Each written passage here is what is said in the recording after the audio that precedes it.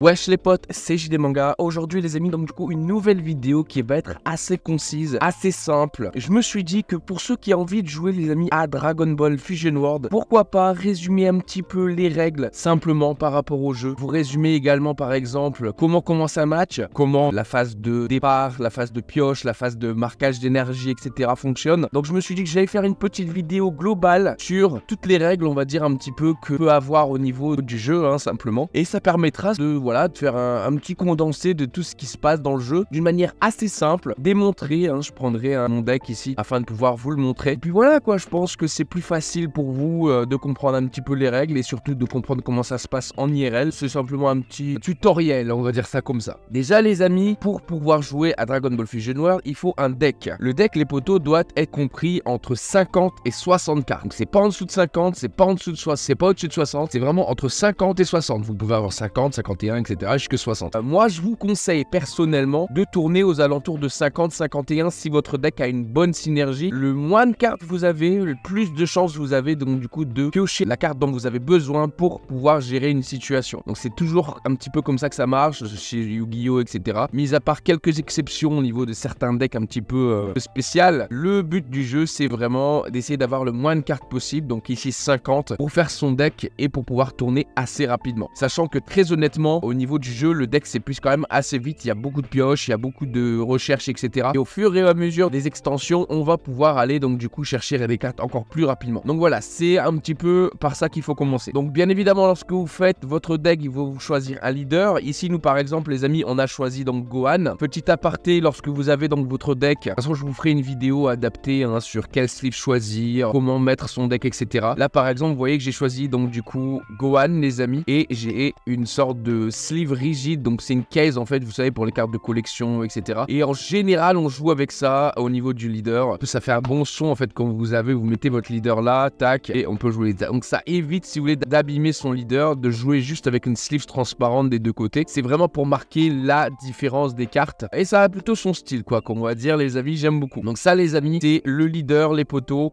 Et lorsque vous commencez une game, bien évidemment, le leader va donc du coup se mettre sur le côté, là, à peu près comme ça. Donc vous allez peut-être voir, les amis, lors de tournois IRL, pourquoi pas, des gens qui mettent leur leader ici. Techniquement parlant, c'est pas là où il faut le mettre. Donc les gens qui mettent leur leader ici, ce sont les joueurs de One Piece, les amis. Simplement, puisque au niveau de One Piece, le leader se met au milieu, pour pouvoir être chargé, etc. Donc voilà, vous inquiétez pas. Si ça vous gêne vraiment, vous n'arrivez pas à visualiser de demander à la personne de le mettre là, soit je m'en fous un petit peu, puisque c'est assez représentatif et quand tu commences à connaître le jeu, tu sais qui est le leader. Ensuite les amis, donc vous avez donc un deck de 50 cartes, les potos, voilà. Bien évidemment, il faut sliver votre deck, etc. On en reparlera plus tard. Donc bien évidemment, la phase du jeu, on va dire, commence par juste mélanger son deck. Donc là, je vous explique vraiment les phases de jeu, puisque c'est grâce à cela ensuite que vous allez pouvoir apprendre bien évidemment les règles de base de Dragon Ball. Donc vous mélangez votre deck, etc., etc. lorsque vous êtes en jeu. Vous allez ensuite donner votre deck à couper ou à mixer, peu importe ce qu'il fait avec, à l'adversaire pour qu'il puisse s'assurer qu'il n'y a pas de triche de son côté. Donc voilà, c'est normal, l'adversaire va donc du coup mixer votre deck. Et ensuite, votre deck, on va dire, vous pouvez le mettre un petit peu n'importe où. Moi, les amis, je le mets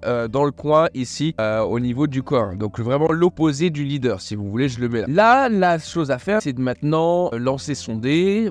1, 2 dés, on s'en fout, mais lancer un dé pour savoir qui commence. Donc la phase de décision de qui commence doit se faire avant n'importe quelles actions. Il faut vraiment savoir qui commence en premier sans avoir les cartes en main, les amis. Donc du coup, vous lancez votre dé. Le montant le plus gros, donc du coup, va choisir qui commence. Et tout dépend de votre deck. Vous devez avoir la perception de si je préfère commencer ou je préfère commencer second. Donc moi, très honnêtement, je préfère commencer second. Et en général, très honnêtement, le jeu a déjà fait en sorte que le fait de commencer second n'est pas, on va dire, très négatif. Voilà, c'est pas comme Yu-Gi-Oh où commencer premier, peut poser ses trap cards, etc. Non, le fait de commencer second ici, honnêtement, pour certains decks, il est même plus positif. Donc voilà, dire que je commence donc du coup les amis second. Lorsque je commence second, les potos, on a une carte d'énergie qui va directement se mettre ici. Donc une carte d'énergie, qu'est-ce que c'est? Moi j'ai celle-ci par exemple, que donc du coup bien évidemment j'ai eu lors d'un tournoi au niveau des promo cards. Mais vous pouvez avoir une autre carte qui est juste un rond énergie bleue, quoi, simplement. Mais c'est marqué énergie énergie marqueur. Voilà, donc c'est un marqueur d'énergie simplement. Donc en fait, cette carte d'énergie, vous allez la mettre dans votre zone d'énergie. La zone d'énergie se situe ici. Ça, c'est une énergie qui est mise au niveau du jeu. Maintenant, le truc, c'est qu'est-ce qu'une énergie? Chaque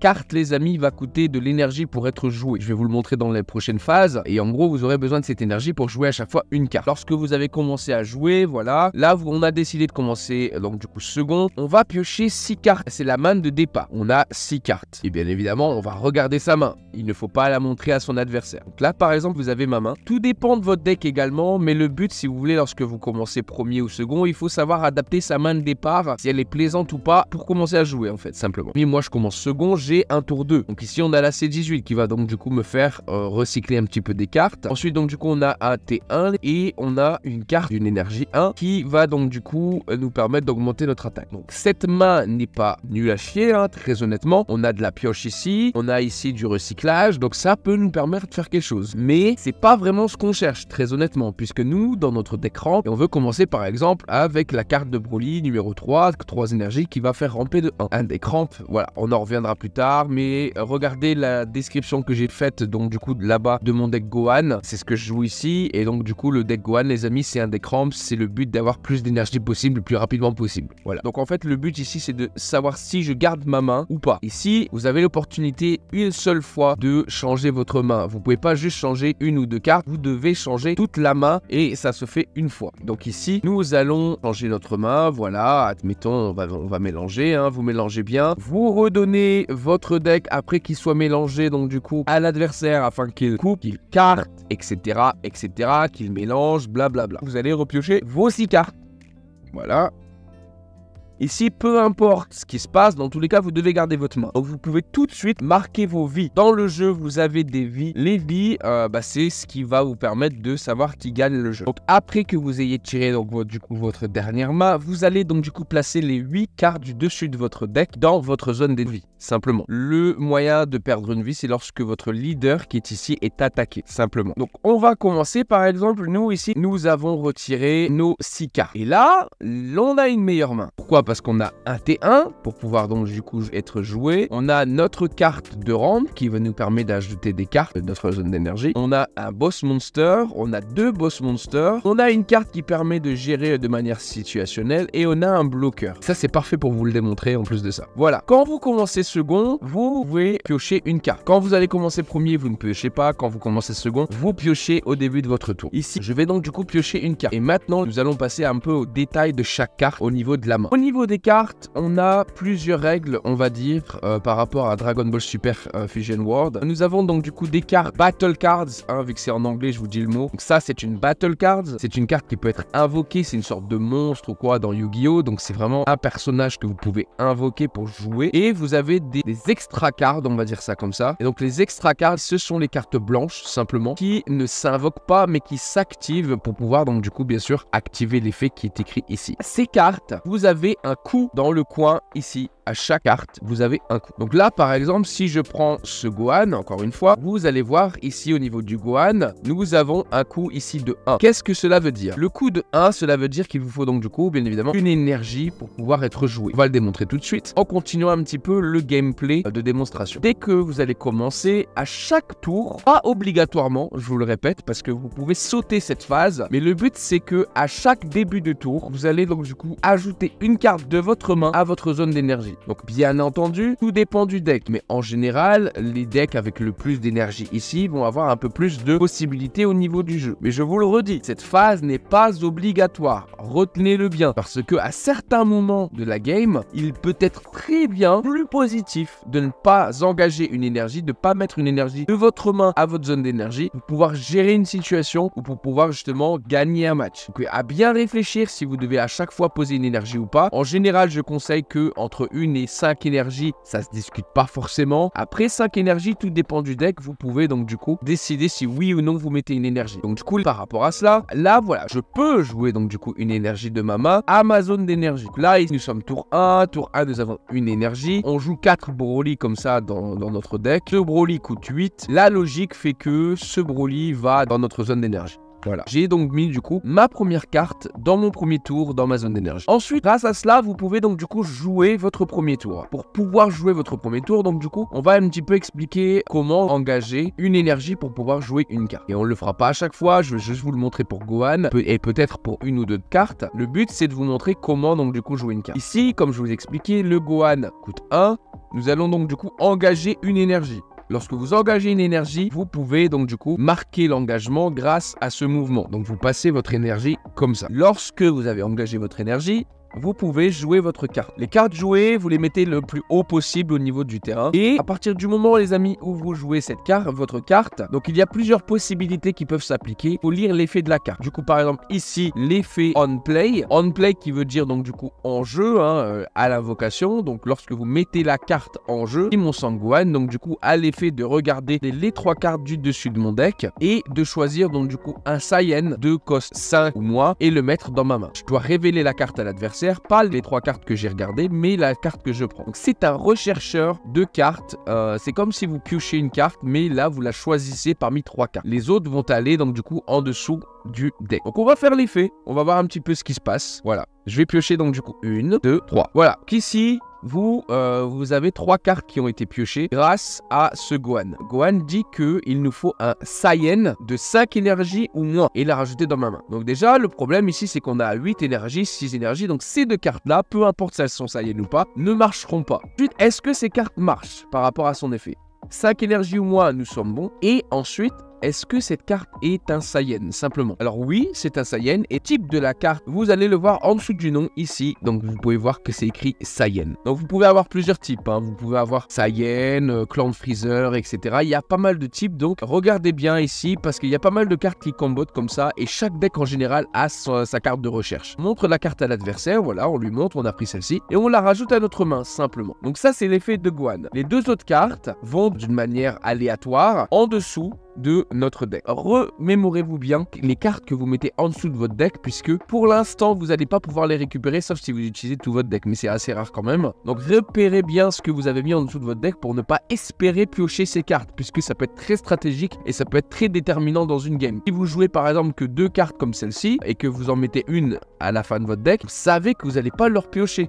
Et de ce fait, vous allez adapter votre stratégie différemment. Donc faites très bien attention. Ensuite, on joue deuxième. Donc la personne qui peut attaquer en premier avec ses cartes, en fait, et la personne qui joue deuxième. Donc c'est un avantage et en même temps ça peut être un inconvénient, peu importe. Donc du coup lorsque vous jouez en deuxième, vous pouvez donc du coup attaquer. Donc nous avons donc invoqué notre Gohan qui est un coup 1. Nous avons donc du coup engagé une énergie. J'espère que là vous me suivez. Si vous ne me suivez pas, mettez-le dans les commentaires. J'ai des mangas, je suis perdu. Donc c'est à notre tour d'attaquer simplement. Donc là en fait dans notre situation, après avoir invoqué une carte, il nous reste une énergie. On peut plus rien faire techniquement avec notre main. Pourquoi? Notre main en fait, il n'y a que des cartes au-dessus de 3 énergies à l'heure actuelle. Également, ici, nous avons que 2 énergies. En plus, il y en a une qui est déjà utilisée, il n'y a plus que celle-ci, simplement. La seule chose que vous pouvez faire, et donc du coup, ça dépend de la stratégie également, c'est d'attaquer avec votre leader, qui est ici, le leader adverse. Tout dépend si c'est possible. Ici, notre Gohan a donc du coup l'effet de piocher lorsqu'il attaque, donc il ne coûte rien, après cela dépend des decks, encore une fois, d'attaquer avec mon Gohan, son leader adverse, pour pouvoir piocher une carte, simplement. Donc ce qu'on va faire, en premier lieu, c'est de pouvoir donc du coup marquer l'attaque.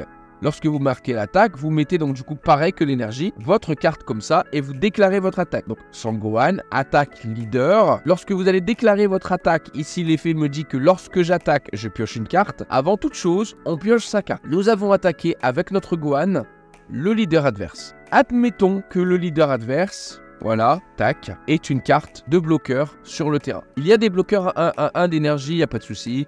Il y a les Amasu, etc. Donc on a des bloqueurs qui coûtent 1 énergie. Admettons cette carte est un bloqueur adverse.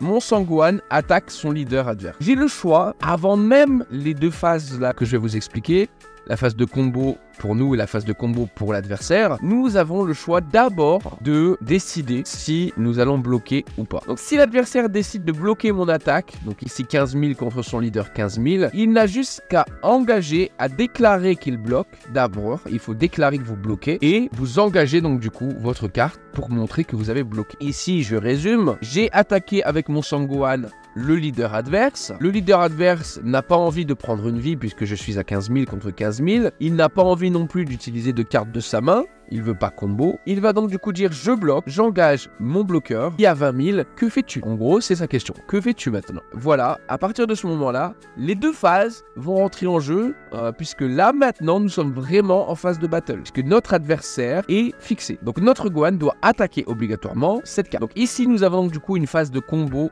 attaquant qui va s'activer. Une phase de combo, c'est lorsque vous pouvez ajouter de la puissance d'attaque à votre carte. Comment ajouter de la puissance d'attaque à notre carte? Simplement, vous voyez en fait ici toutes mes cartes, sur le côté, il y a un petit plus, en fait ici, pas là, mais là, avec des montants. Donc là ici par exemple plus 10 000, plus 0, plus 5 000, plus 10 000, plus 5 000. Voilà, là, ces petits plus, ce sont les points de combo. C'est-à-dire qu'ils vont rajouter ce montant en termes de combo à la carte attaquant. Donc si par exemple là, moi qui ai 15 000, je voulais donc du coup détruire donc, le Trunks, parce qu'en gros si je l'attaque et que je ne mets pas de combo, son Trunks ne se détruira pas et en gros bah, mon attaque ne fera rien. J'ai juste pioché, simplement. Je ne meurs pas, il meurt pas et puis voilà. Et à son tour, il pourra réengager son Trunks. Donc du coup ici, je voulais par exemple pouvoir passer son Trunks qui a 20 000, il faut obligatoirement, comme je vous ai expliqué, avoir donc du coup 20 000 ou plus. Simplement, pour attaquer, il faut 20 000 ou plus. Donc ici, j'ai besoin de 5 000 de combo pour pouvoir détruire sa carte. Bien évidemment, à la suite de ma période à moi de combo, l'adversaire va pouvoir également combo en défense. Il va pouvoir se dire, oui, je veux retirer, je veux défendre ma carte, ou non, je ne veux pas défendre ma carte, je la laisse. Donc là, les amis, admettons que je veux passer en combo. Je veux utiliser cette carte qui a 5 000 en combo pour détruire ce Trunks. Je vais donc du coup déclarer que je combo à 5 000 et je vais dire fin de combo. Donc mon Gohan a 15 000 plus 5 000, donc on est sur 20 000 contre 20 000 ici. Maintenant, la phase défensive de la combo, mon adversaire va se dire ok, qu'est-ce que je fais maintenant? Donc ici, notre adversaire a une carte qui est favorable, on va dire, à la destruction. Il est content que cette carte est détruite. On ne passera pas au détail. Je vous ramène à mon deck également encore une fois sur Gohan, mais cette carte est plus intéressante lorsqu'elle est détruite. Donc mon adversaire se dit ok, il combo, pas de souci, je ne veux pas combo, je n'engage rien du tout. Ma carte, je la détruis. Donc j'ai passé sa carte, car sa carte est détruite. Ma carte de combo va dans ma zone de défausse qui se trouve ici à côté de mon deck. C'est un cimetière. Donc mon Gohan était là. Un autre élément, mettons ça, c'était la carte. Donc on fait bien la distinction. Ça c'est ma carte, ça c'est la carte adversaire. Hein. On est en phase de combo. Là j'ai passé un combo grâce à ma main. Sauf que j'avais la possibilité également de utiliser la carte qui est sur mon terrain pour faire un combo. Ma carte doit être en mode actif, c'est-à-dire de ce sens-là. En gros, je n'ai rien fait avec. Cette carte est toujours active, elle peut être utilisée. Et si cette carte donc du coup est encore active,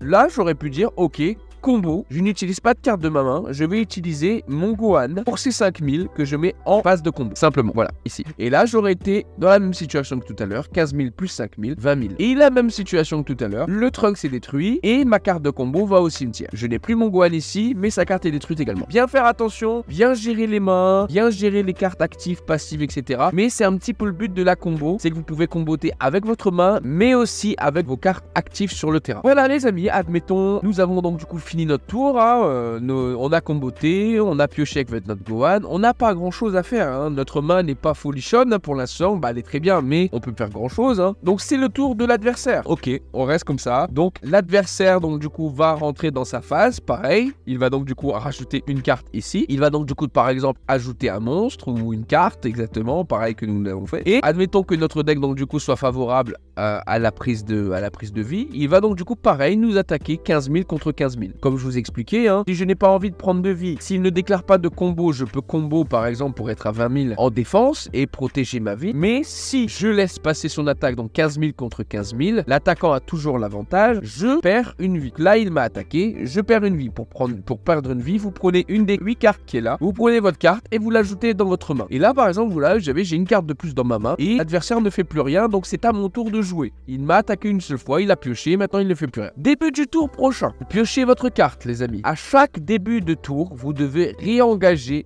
remettre en actif vos cartes qui n'étaient pas actives. Sauf qu'à contraire. Donc c'est-à-dire que je remets donc du coup mon énergie en mode actif et mon leader en mode actif. Simplement, c'est facile. Ensuite de cela, dites-le moi là, je sais là, dites-le moi derrière votre caméra. Oui, c'est la phase d'énergie. Donc vous allez donc du coup ajouter une carte d'énergie à vos énergies. Moi, je vais par exemple ajouter cette carte. Donc j'ai 3 énergies, vous avez vu? Donc celle-là, c'est celle de départ parce qu'on a commencé second. Et ça, ce sont les 2 énergies que j'ai donc du coup ajoutées moi-même. Donc, selon la situation, tout dépend de ce que vous pouvez jouer. Donc, moi, je veux continuer ma stratégie d'additionner des énergies le plus possible. Simplement, je veux prendre l'avantage en termes d'énergie. En général, c'est ce qu'on veut. On veut soit éveiller son leader, et je vous expliquerai après, soit avoir le plus d'énergie possible. Donc nous les amis, nous allons donc du coup utiliser 3 énergies pour jouer cette carte. Donc du coup, vous engagez les énergies. Quand vous engagez cette énergie-là qui est l'énergie provisoire, donc elle est jetée. Dès que vous l'utilisez, la carte qui vous est donnée en début de second tour, elle est perdue. Sauf que cette carte-là que je viens de jouer me permet de mettre la carte du dessus de mon deck sur ma zone d'énergie. On recommence la même phase. J'attaque avec mon leader, je pioche une carte, basta. Phase de combo, phase de non-combo, etc., etc., etc. Maintenant, on va passer un petit peu plus loin dans la game. Donc, admettons qu'on est à 4 vies ou moins. Peu importe le tour, vous pouvez donc du coup éveiller votre personnage. Donc vous pouvez éveiller votre personnage pendant le tour adverse, vous pouvez éveiller le personnage pendant votre tour. Lorsque c'est le tour adverse, en fait, on va l'éveiller lorsque l'adversaire nous attaque. Dans la période de combo défensif, ça va en fait nous permettre un petit peu donc du coup de contrer la période de combo attaquant. Donc là, admettons que mon adversaire m'attaque à 15 000 sur mon 15 000 par exemple. Je vais donc du coup ici éveiller ma carte qui est ici. Je vais piocher une carte puisque c'est mon moyen de m'éveiller. Lorsque je m'éveille, je pioche une carte. Et là, vous voyez que ma carte, donc du coup, a changé. Nous sommes donc du coup sur la partie éveillée de ma carte. Donc Sangwan qui est plutôt stylé en plus. Donc vous voyez que ma carte a changé d'attaque. On est à 20 000 et plus à 15 000. Et en plus de ça, on a un autre effet. On a toujours l'effet de pioche, ça, il n'y a pas de souci. Et on a aussi un autre effet où je peux passer à 35 000 si je me sépare d'une énergie. Le fait d'être passé à 20 000 me défend automatiquement de son attaque qui n'a pas combo. Donc ça, c'est l'éveil. Vous pouvez également le faire pendant votre tour. C'est-à-dire que simplement, vous pouvez éveiller de la même manière. Donc vous retournez votre Sangwan, voilà, pendant votre tour, vous piochez.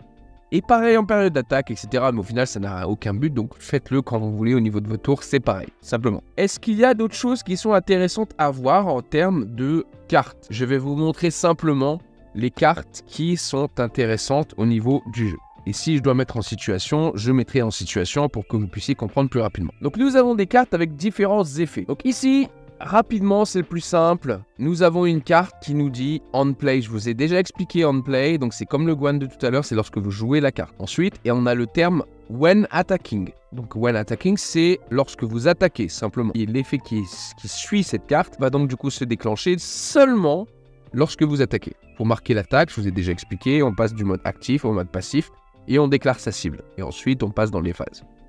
Donc ça, c'est l'effet when attacking. Voilà.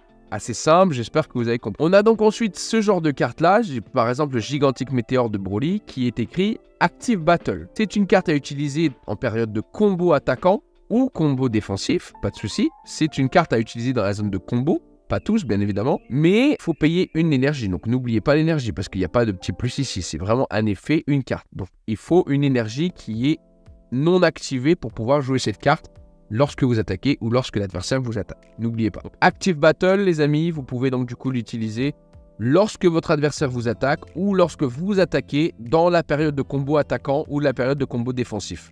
Voilà, vous pouvez l'activer peu importe quand, en attaque ou en défense, simplement. Ensuite, nous avons des cartes avec marqué Critical, un critique. Simplement. Donc en fait, comme je vous ai expliqué, lorsqu'on se prend une attaque qui réussit, nous avons donc du coup une de nos vies qui va dans notre main. Le but en fait du critique, ici au niveau du jeu, c'est lorsque votre adversaire a une carte marquée critique et qu'il nous attaque nos points de vie, donc notre leader, et que son attaque elle passe, la vie que vous avez ici ne va pas dans notre main, elle va dans la zone de cimetière. Voilà, simplement.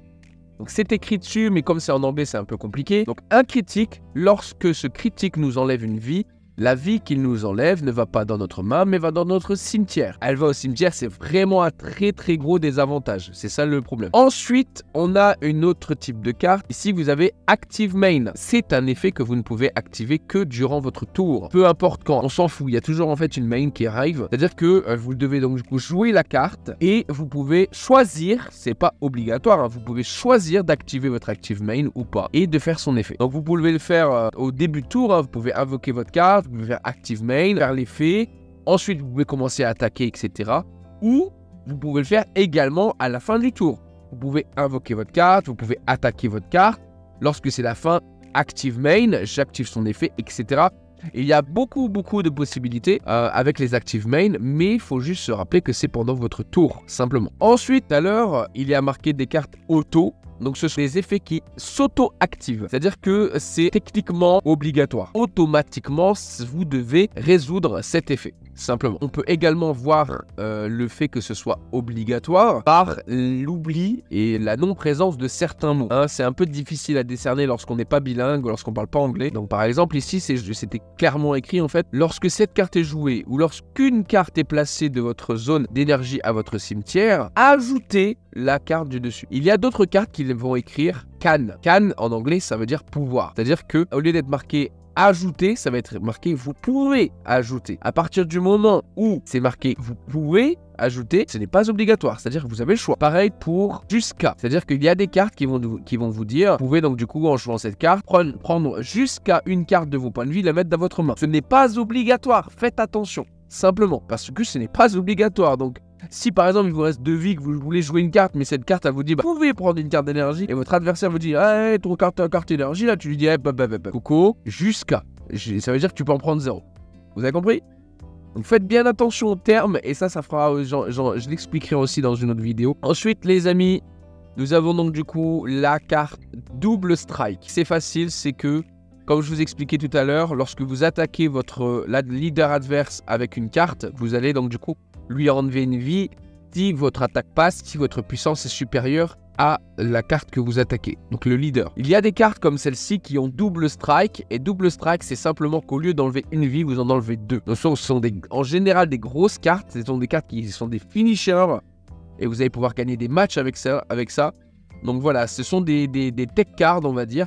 Donc faites bien attention, sortez-les au bon moment, parce que si vous les sortez au mauvais moment, vous lui donnez quand même 2 cartes de plus. Et la dernière carte les amis, le super combo. Le super combo c'est une carte qui est à majorité défensif, elle peut être attaquant également. Donc ce super combo en gros comme cette carte l'indique, à la base c'est une carte normale, donc 7 pour 15 000, vous voyez c'est très nul, c'est pour ça qu'en général on ne le joue jamais, quoique hein. Et en fait le but de cette carte c'est donc du coup d'être utilisée en combo puisqu'elle a 10 000 de puissance, donc c'est beaucoup, c'est soit 5 000, soit 0, soit 5 000, soit 10 000. Donc cette carte a 10 000, sauf que lorsque vous allez utiliser cette carte en période défensif, ça va vous rajouter 10 000 encore. Donc quand vous activez cette carte en combo défensif, vous avez 20 000 et plus de 10 000. Ça permet vraiment de vous défendre de 20 000 points, quoi. Donc vous ne pouvez avoir que 4 cartes super combo dans votre deck, peu importe le nom. Seulement 4, c'est tout. Donc utilisez bien, et moi je recommande toujours de vraiment quasiment ne jamais utiliser vos super combos, sauf si vous allez perdre le match, quoi. À la limite, vous pouvez utiliser pour sauver une de vos cartes, mais vraiment, mesurez toujours l'impact d'utiliser une super combo avant la fin de la game, quoi. Faites attention, vraiment, ne pas utiliser vos combos n'importe comment, donc ça sera un petit tips plus tard, mais c'est grâce à ça que vous allez pouvoir gagner plus de games, quoi. Une dernière chose, je viens d'y penser, pour pouvoir attaquer une carte adverse, donc pas le leader, parce qu'il faut vraiment essayer de contrôler le terrain adverse également. Une carte en mode actif, jusqu'à preuve du contraire pour le moment, parce qu'il n'y a pas encore de cartes qui le font, ne peut pas être attaquée par une autre carte adverse, simplement. Elle peut être KO, elle peut être détruite, mais elle ne peut pas être attaquée par l'adversaire. Il faut d'abord que cette carte soit en mode actif, donc c'est-à-dire qu'elle est attaquée ou qu'elle ait fait un move. Si cette carte est en mode passif, là, je peux attaquer avec ma carte et donc du coup la détruire. C'est le seul moyen de détruire des cartes adverses, c'est de attaquer une carte en mode passif. Le deuxième moyen de détruire une carte adverse, et ça c'est vraiment typique pour l'instant au deck rouge, c'est de réduire en fait l'attaque ici 5000 à 0. Il y a d'autres cartes qui peuvent donc du coup détruire d'autres cartes, etc.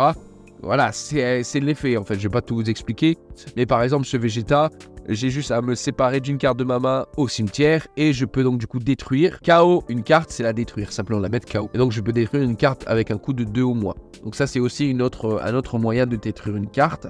Et il y a d'autres cartes pour gérer le board, hein. Il y a le deck Vegeta qui va envoyer les cartes au-dessus de votre deck, au-dessous de votre deck, dans votre main, etc. Mais ça vous l'apprendrez au fur et à mesure du jeu simplement, hein. Voilà. C'est un petit peu tout.